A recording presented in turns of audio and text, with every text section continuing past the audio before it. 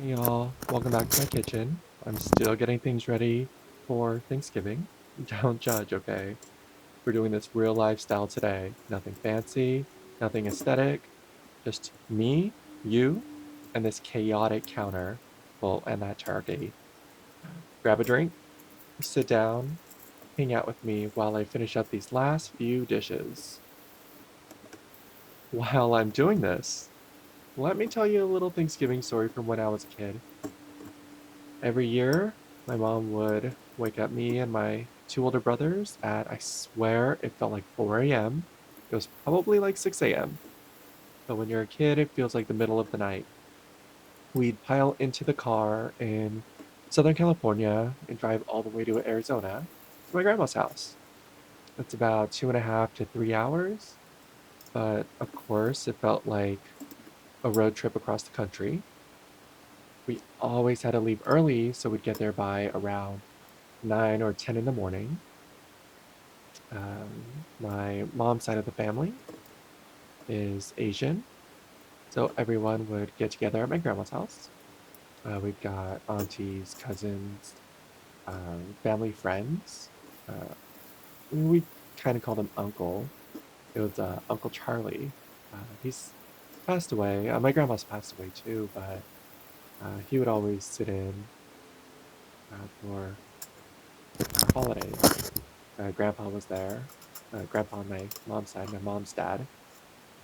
The house felt so full, like every chair magically turned into a seat for someone. There were three large couches. I ended up with two of them later on in life, and then I sold them because life changes. We change, we adapt.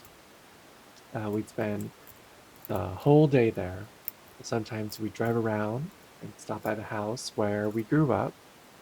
My grandma still owned it, and so we would go in, um, check things out, water the plants, relive some memories, I guess.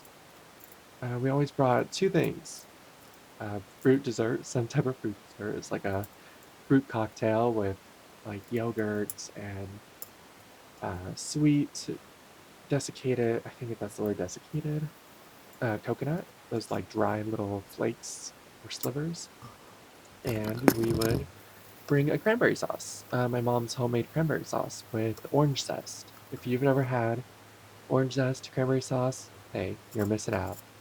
She would get the big packs of cranberries and boil them until they're soft and squishy, and then mash them up and add the orange zest and simmer it some more, add a ton of sugar, of course, and then refrigerate it. And it tasted pretty good. I liked it.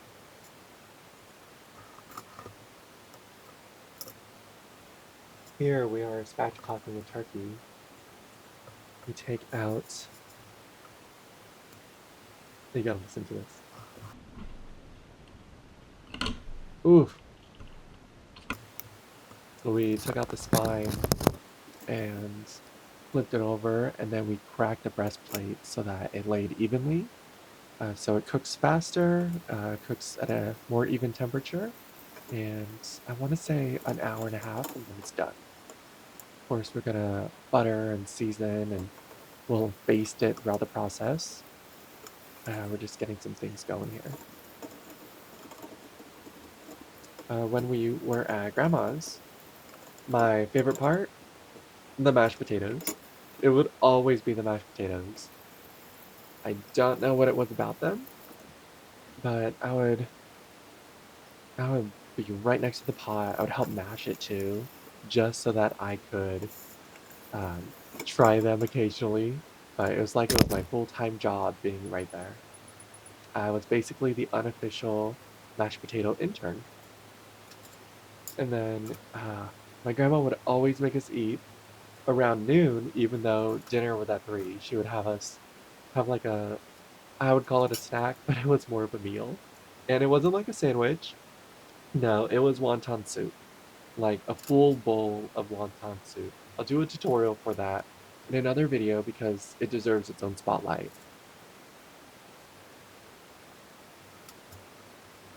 Here I'm just washing up some dishes. That pot was from a soup that we did for dinner last night.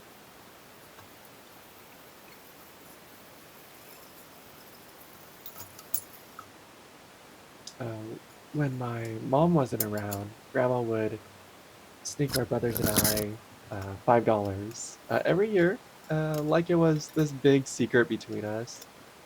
And then dinner would start with everyone going around the table, saying what they were thankful for. Then we'd all go to the breakfast bar and do a full buffet style feast where we grab what we want, white meat, dark meat. Growing up, it was always the white meat. I was never a fan of the dark meat, but in my older years, it's always dark meat now because it's just a bit more tender. Uh, we usually would relax, eat some more like grays, sometimes drive to a nearby mall just for something to do. The malls back when I was growing up, it wasn't anything special, but it was familiar. Radio Shack, Best Buy. Well, Best Buy's still around, but not as prominent. Back when there were Hollywood videos, blockbusters. After we eat and with the family a little bit, we would head home around 6 or 7. Without fail, all three of us would fall asleep in the car, my brothers and I. My mom would enjoy the silence, and she always had what we would call choo choo. Choo choo, like the train, but spelled as if we were like chewing on something. And that would be just a snack to keep her awake. Would always be sunflower seeds. She would listen to AM stations on the radio. It would be like NPR, public radio. And she would listen to stories of everything. I specifically enjoyed listening to the alien stories, the stories of extraterrestrials and outer space and things that things that were just so far fetched.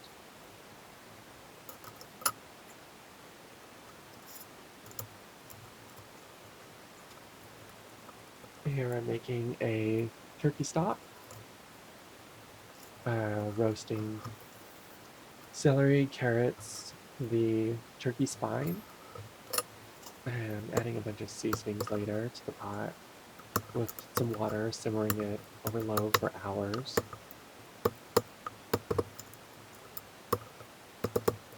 My grandma has since passed, and the story of our relationship, that's something I'll talk about another day. I love my grandma, but the holidays definitely bring up those memories.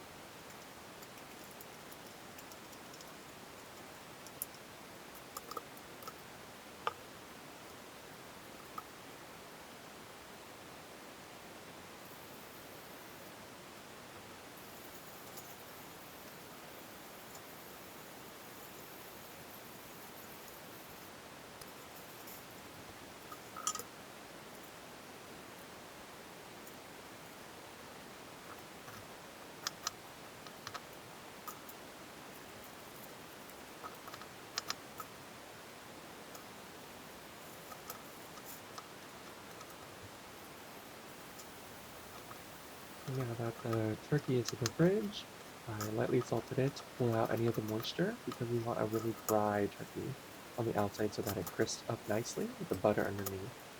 I'm getting ready to prep the deviled eggs. I hard boiled them.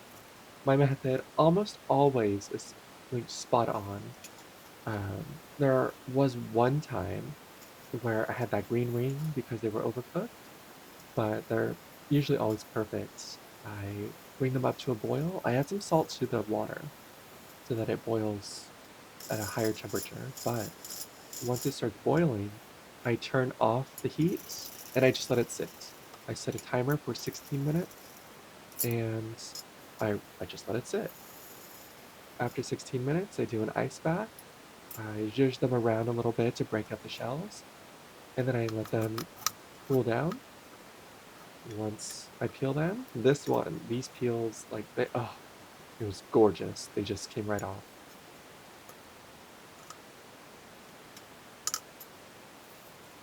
Of course, I'm doing everything else because that's the way my mind works. Like, should I use a pan for the deviled eggs? I don't know what to do. But my mind goes crazy. My husband, my kid, they could attest. I'm doing 50 things at once and thinking about 100.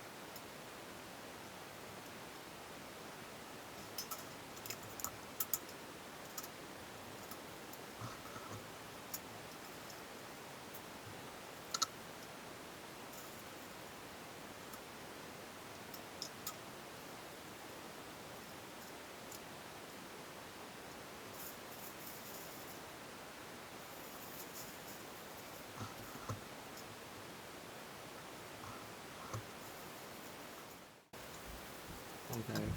So, real life moment, right after I did these eggs, I stopped prepping last night. I was tired. I was in my own head, and I really just could not push through. And that's okay. I picked it up back this morning. We turned on some music, got myself together, and we're finishing it. Sometimes that's just how life goes. You pause, you rest, you come back to it when your brain and your body can handle it. And honestly, the food's gonna taste great.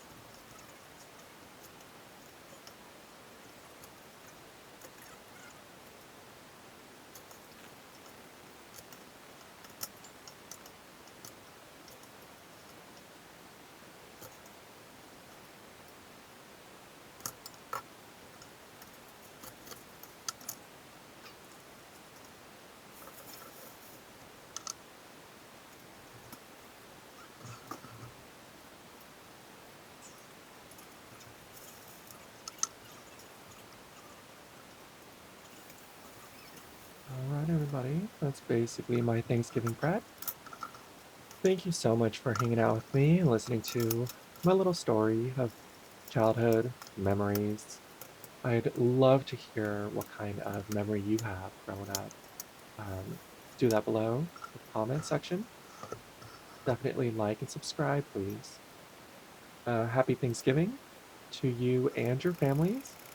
If you're traveling, be safe. Hold onto the memories that make you smile. Make a couple new ones while you're at it. I'll see you in the next video.